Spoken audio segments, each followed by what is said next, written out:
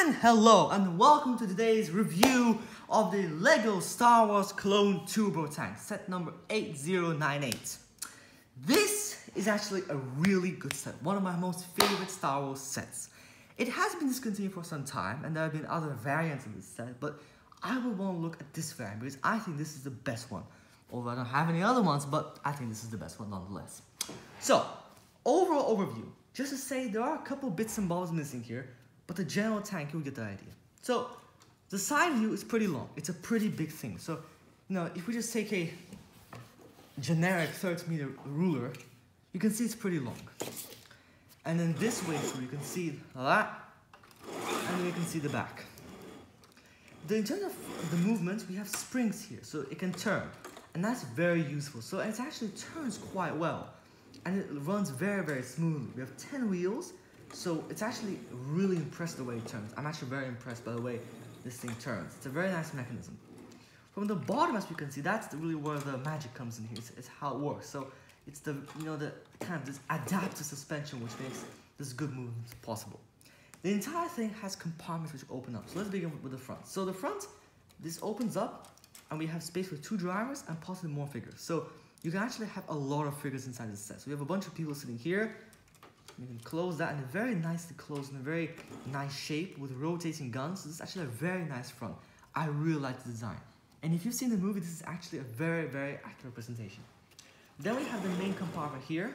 We have some kind of mortars here. And then we have a forward thing at the top, which is supposed to shoot, but doesn't really do a bit.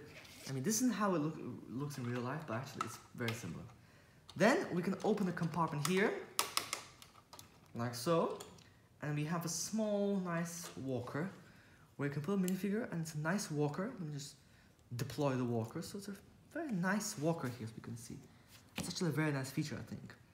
And then from the other side, if I just close this again, so it's actually a very nice mechanism. It actually works very well. We open it here, again, same design, a spinning mortar.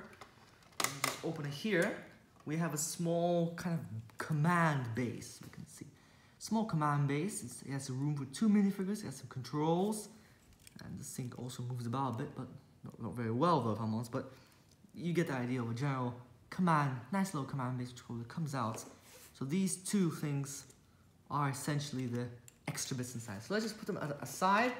And actually inside you have quite a bit of space, if we can see. There's actually a lot of space inside here. That's actually pretty impressive. Then we have this kind of transition compartment, which opens up a little bit, but there's actually nothing inside there. So that's a bit strange, but I think maybe it actually makes sense. You could put something in here, but I don't really see the point. So just close this compartment. And now we have the back part of the tank. So we have this area, and if you open it here, we have a very nice thing which slides out, and you can put weapons here. And that's actually pretty cool. So you could put like a bunch of weapons here, and they very neatly just comes in here. So again, a very, very nice attention to detail. I mean, to have so many compartments in the LEGO is actually really impressive. I mean, we've seen 3 compartments. Let's now see the back. Whoops. Now let's look at the back compartments. The last one. Obviously, it's mirror image. It's the same on both sides. So we have this nice kind of swiveling gun. Here we can put a minifigure and it can be aimed. That's actually quite nice. And then once we open here, we have another 2 spots at the back. We have 2 more spaces here, and there's some more space at the back. So it's actually quite nice. It's actually quite a lot of space. You could probably put 4 minifigures, I'd say. And again, very nice. It just very nicely opens and closes, and it closes in a very nice way. In a very kind of, you can see that the set doesn't have any holes.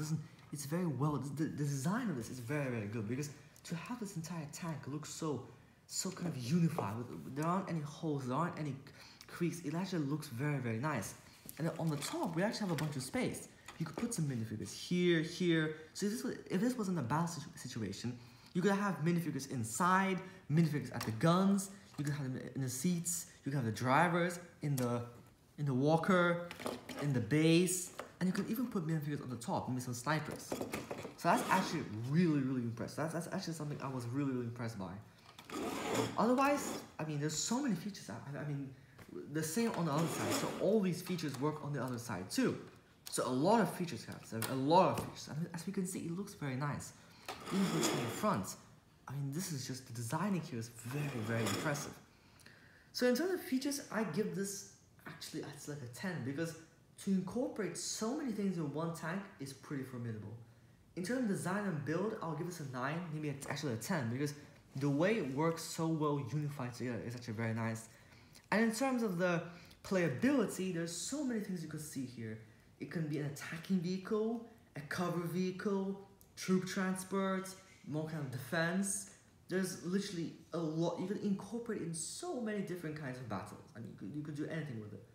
My only kind of little minus is that back then LEGO didn't use any stud shooters. So you can actually put some some kind of spring-loaded shooters here, because I think that really adds on to the set. If you just add 2 more spring shooters here, this set is perfect. I think this compartment here is a bit strange, but if I'm honest, you don't really need to put anything here. Otherwise, it's very good. So I give this like a 9 or a 10. So I'll give this a 9.5 for playability, and my final score for this set, I think I'll give this a 10, because this set is very, very, very solid.